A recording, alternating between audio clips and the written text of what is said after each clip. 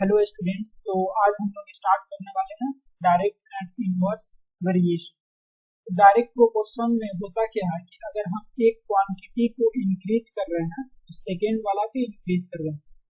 जैसे अगर हम इसमें x को इंक्रीज कर रहे हैं तो y का वैल्यू होगा वो भी इंक्रीज करेगा, तब हम इसको डायरेक्ट प्रोपोर्शन में कहेंगे। ठीक है, इसको एग्जाम्पल में समझने के लिए हम इस तरीके से समझ सकते हैं कि अगर cost of 5 पेन 50 रुपीज है, कॉस्ट ऑफ 10 पेन जो होगा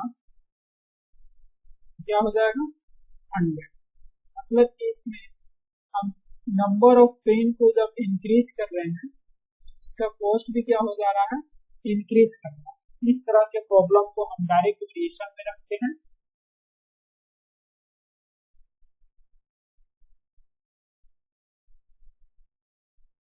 इसको और इस तरीके से भी समझा जा सकता है कि कोई एक कार है, 1 आवर का टाइम ले रहा है 80 किलोमीटर डिस्टेंस को कवर करने के लिए। ये 2 आवर टाइम लेगा 160 किलोमीटर को कवर करने। तो इसमें भी क्या है, जब हम आवर को इंक्रीज कर रहे हैं तो ये डिस्टेंस में क्या हो जा रहा है, डिस्टेंस भी इंक्रीज कर रहा है। जैसे 1 आवर था तो 80 किलोमीटर डिस्टेंस को कवर किया, और जब हमने टाइम को इंक्रीज करके 2 आवर कर दिया तो उसने 160 किलोमीटर कवर किया। ठीक है, तो इसको और अच्छे से समझने के लिए हम इस पे थोड़ा सा और इसको एक्सटेंड करके देखते हैं। इसको और अच्छे से समझने के लिए हम एक और एग्जांपल को ले रहे हैं।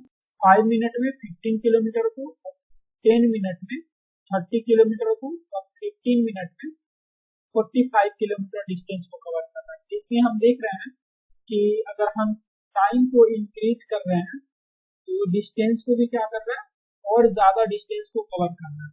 तो ये भी क्या होगा, ये भी डायरेक्ट प्रोपोर्शन का example.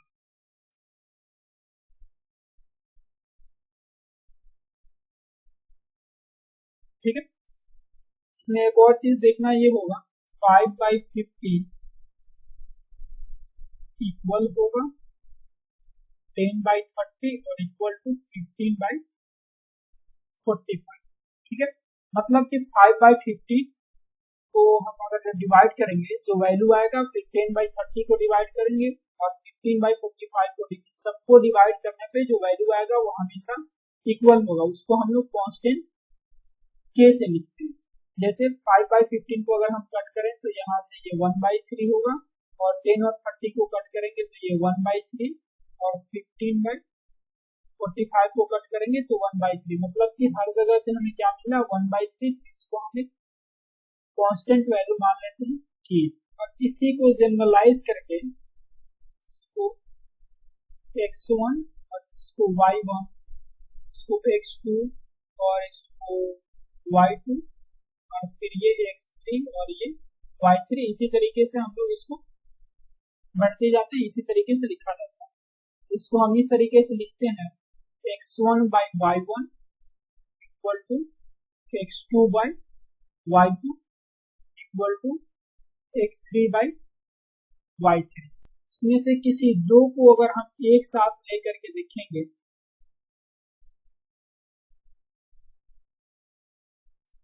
x/y1 equal to x2/y2, तो ये हमको इक्वेशन की तरह दिखेगा, x1/y1 इक्वल टू x2/y2। यहाँ पे टोटल 4 वेरिएबल्स हैं, x1, y1, x2, y2। मतलब कि इसमें से अगर कभी भी किसी 3 का वैल्यू दिया हुआ हो तो हम 4th वाले के वैल्यू को इजिली कैलकुलेट कर सकते हैं। उसी तरीके से यहाँ पे हमने फिलहाल x1/y1 इक्वल टू x2/y2 को एक साथ इक्वेट किया था, तो ये इसके साथ भी हो सकता है x2/y2 इक्वल टू x3/y3, या फिर इसी को हम x1/y1 और फिर x3/y3, इन दोनों को भी एक साथ इक्वेट कर सकते हैं। ठीक है, और इस पे क्वेश्चंस को देखते हैं तब ये और अच्छे से क्लियर होगा। इस पे एक क्वेश्चन को देखते हैं ये क्वेश्चन में दिया हुआ है कि 8 मीटर क्लॉथ का जो कॉस्ट आ रहा है 250 और फिर find the cost of 5.8 metres of the same cloth. तो सेम क्लॉथ का अगर हम 5.8 मीटर तो उसका प्राइस क्या होगा। ठीक है, तो सबसे पहले जो डेटा दिया हुआ है पहले हम उसको लिख लेते हैं और उसको बॉक्स बना करके लिखेंगे। ठीक है, तो क्या दिया हुआ है, तो यहाँ पे दिया हुआ है कॉस्ट और फिर क्वांटिटी।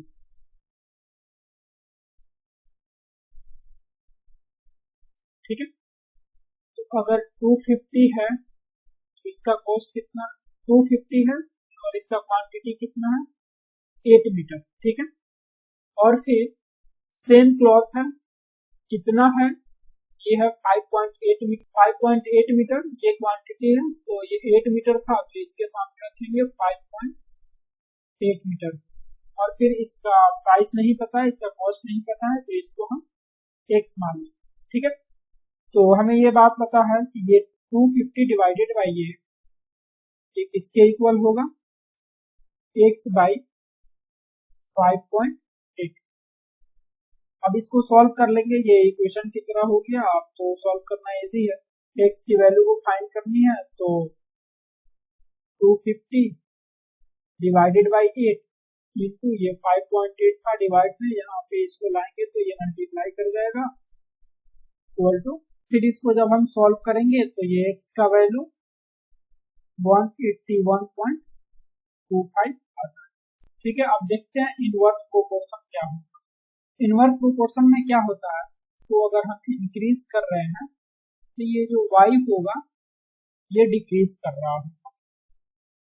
ठीक है, तो इसको एग्जांपल समझने के लिए हम किसी कार का स्पीड और टाइम को ले लेते हैं। तो अगर हम स्पीड को इंक्रीज करेंगे, अगर हम इसके स्पीड को इंक्रीज करेंगे तो जो टाइम होगा, टाइम क्या होगा, टाइम डिक्रीज करेगा। मतलब कि अगर सेम डिस्टेंस है, अगर मान लेते हैं ये डिस्टेंस x किलोमीटर है, ठीक है, तो ये x स्पीड से जा रहा था और ये y स्पीड से, तो अगर हम इसके स्पीड को इंक्रीज करेंगे मतलब कि हम इस डिस्टेंस को बहुत जल्दी कवर कर लेंगे। तो ये x किलोमीटर है, इस ये भी x है। ठीक है, इसको d किलोमीटर मान लेते हैं। x इसका स्पीड था x और टाइम ये ले रहा था y। ठीक है, तो अगर हम स्पीड को इंक्रीज करेंगे तो जाहिर सी बात है टाइम क्या होगा, टाइम डिक्रीज कर जाएगा। तो ये आता है इनवर्स प्रोपोर्शन। ये इनडायरेक्ट वेरिएशन का एग्जांपल है। तो ये बात तो समझ में आ रहा है कि अगर हम y की वैल्यू को इंक्रीज कर रहे हैं, अगर हम यहाँ पे y की वैल्यू को इंक्रीज कर रहे हैं, जैसे यहाँ 10 था तो x की वैल्यू 90 था, लेकिन जैसे हमने उसको 15 कर दिया तो x का वैल्यू डिक्रीज होकर के 60 बन गया। फिर से हमने y की वैल्यू को 20 किया तो x की वैल्यू डिक्रीज होकर के 45 हो गया और इसी तरीके से ये डिक्रीज होते जा रहा है। ठीक है, तो ये हो गया ये इनडायरेक्ट वेरिएशन। लेकिन इसको ये जरूरी नहीं कि हर जगह ये इसी पैटर्न में दिया हुआ हो। जैसे मान लेते हैं कि ये 45 था तो ये किसी टाइम ये 20 हो जा रहा है और ये आकर के 10 बन जा रहा है, तो क्या ये होगा। तो इस तरह का अगर हम देखते हैं कि कैसे हमको बताना हो कि ये इनडायरेक्ट वेरिएशन है कि नहीं, तो कैसे करेंगे। क्योंकि हम यहाँ पे देख पा रहे हैं कि ये y की वैल्यू को हम जैसे इंक्रीज किए तो ये x की वैल्यू ये डिक्रीज करके 10 मिल गई। तो क्या ये है इनडायरेक्ट का एग्जांपल, तो इसको चेक करते हैं। तो इसको चेक करने के लिए एक तरीका है कि x इंटू वाई जो ये वैल्यू होगा ये कांस्टेंट होगा। कांस्टेंट का मतलब फिक्स वैल्यू होगा, मतलब कि वो 10 इंटू 90 कर रहे हैं तो या 15 इंटू 60 कर रहे हैं तो दोनों को मल्टीप्लाई करने पे इक्वल आना चाहिए। जैसे हमने ये डायरेक्ट वेरिएशन में देखा था x1 by y1 equal to x2 by y2, मतलब कि x1 को अगर हम y1 से डिवाइड कर रहे हैं वो वाला वैल्यू और फिर x2 को y2 से डिवाइड कर रहे हैं वो वैल्यू, दोनों क्या है इक्वल है। ठीक है, लेकिन ये इनडायरेक्ट वेरिएशन में क्या होता है, x और y को मल्टीप्लाई करने पे, x1 y1 को मल्टीप्लाई करने पे और फिर x2 और y2 को मल्टीप्लाई करने पे जो वैल्यू आता है वो हमेशा इक्वल होता है, तो वो होता है इनडायरेक्ट वेरिएशन।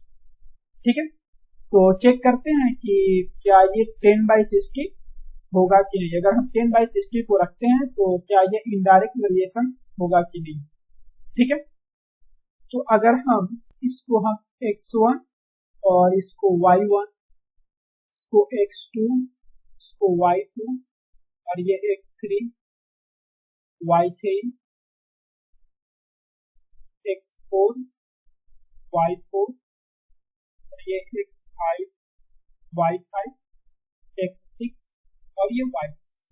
ठीक है, तो हम देख रहे हैं x1 और y1 को मल्टीप्लाई कर रहे हैं, x1 y1, तो क्या हमको 900 मिल रहा है। फिर 15 इंटू 60 को मल्टीप्लाई करने पे भी 900 आ रहा है, इसको भी मल्टीप्लाई करना है 45 और 20 को तो भी 900 है, 30 इंटू 30 को मल्टीप्लाई कर रहे हैं तो भी 900 है, और फिर 20 इंटू 45 को मल्टीप्लाई कर रहे हैं तो भी है, लेकिन 10 और 60 को मल्टीप्लाई कर रहे हैं तो 900 के इक्वल नहीं आ रहा। मतलब कि अगर हम 10 और 60 ये वाली अगर वैल्यू को, अगर हम इस वैल्यू को यहाँ से हटा दें तो फिर ये क्या होगा, इनडायरेक्ट वेरिएशन होगा।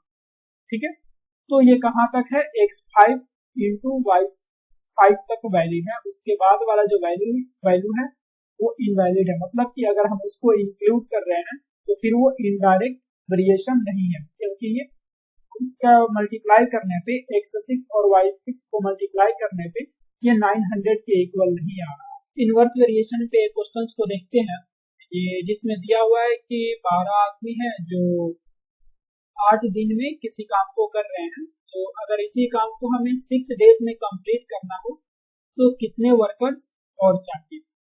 तो जाहिर सी बात है कि अगर नंबर ऑफ डेज को हमने क्या कर दिया, कम कर दिया, तो उसी काम को करने के लिए और ज्यादा लोगों की जरूरत पड़ेगी। ठीक है, तो हमने जो इसके लिए थ्योरी पढ़ा, जो बेसिक्स पढ़ा, उसके बेसिस पे इसको सॉल्व करने की कोशिश करते हैं। ठीक है,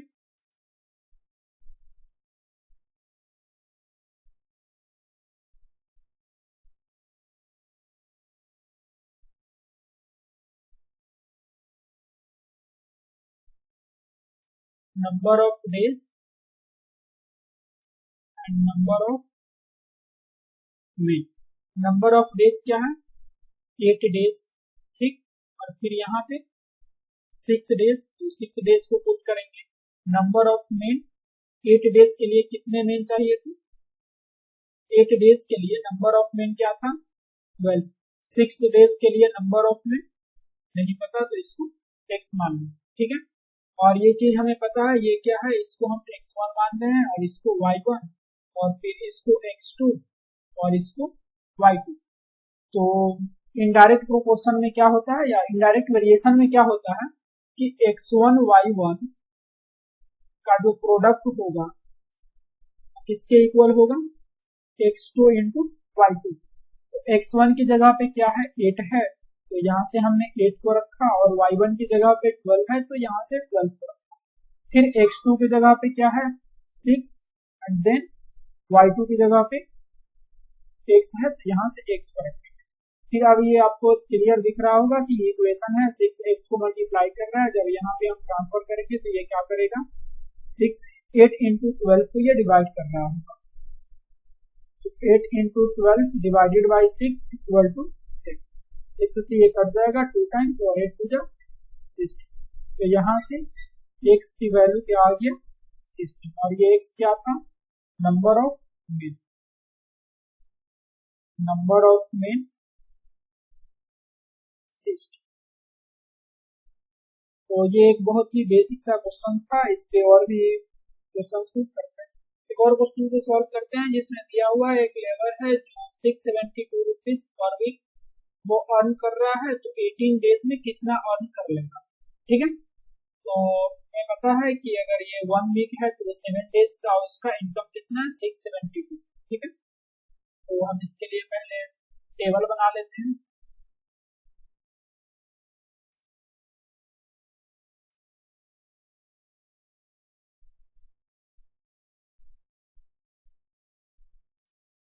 नंबर ऑफ डेज, कितने दिन में, 7 डेज में उसने कितना अर्न किया, 672, और ये था इसकी अर्निंग। ठीक है, फिर 18 डेज में, तो नंबर ऑफ डेज यहाँ पे है तो इसके सामने रखेंगे 18 डेज, और कितना अर्न कर लेगा ये चीज नहीं पता है तो इसको हम क्या मान लेंगे, x। और ये हमें ये चीज क्लियर ये दिख रहा है कि अगर 7 डेज में कोई है 500 अर्न कर रहा है, तो जैसे जैसे हम नंबर ऑफ डेज को इंक्रीज करेंगे वैसे उसका क्या होगा, अर्निंग भी इंक्रीज करेगा। ठीक है, तो ये क्या है, ये डायरेक्ट वेरिएशन का एग्जांपल है, और डायरेक्ट वेरिएशन में क्या होता है, x1 divided by y1 equal to x2 divided by y2। ठीक है, तो यहाँ पे हमारा ये हो गया x1 और ये y1 और ये x2 और ये y2, तो क्या होगा 7 divided by 672 equal to 18 divided by x। ठीक है, अब क्या करेंगे, x को इधर ट्रांसफर करेंगे और 18 को एज इट इज रहने देंगे। 672 यहाँ पे डिवाइड था, इधर आके 672 इसको मल्टीप्लाई करेगा, और ये जो 7 था 7 मल्टीप्लाई था तो ये 7 इस साइड आकर के इसको डिवाइड करेंगे। अब इसको कट कर लेंगे, मल्टीप्लाई करेंगे, तो यहाँ से इसका अर्निंग आ जाएगा। जिसको मल्टीप्लाई करेंगे डिवाइड करेंगे तो यहाँ से x का वैल्यू आ जाएगा। इसको डिवाइड करेंगे और फिर जब इसको मल्टीप्लाई करेंगे तो 1728 यहाँ से x की वैल्यू आ जाएगी। तो यही था इसका अर्निंग। अगर कहीं पे किसी को प्रॉब्लम आ रहा है तो वो कमेंट करे, और भी इस पे अगर क्वेश्चंस करना हो या किसी बुक का करना हो तो वो बुक का नाम भी कमेंट कर दे, मैं उस बुक के अकॉर्डिंग ये क्वेश्चंस को सॉल्व करके अपलोड कर दूँ। तो आज के लिए इतना ही रहने देते हैं, और भी कोई डाउट हो तो कमेंट करो।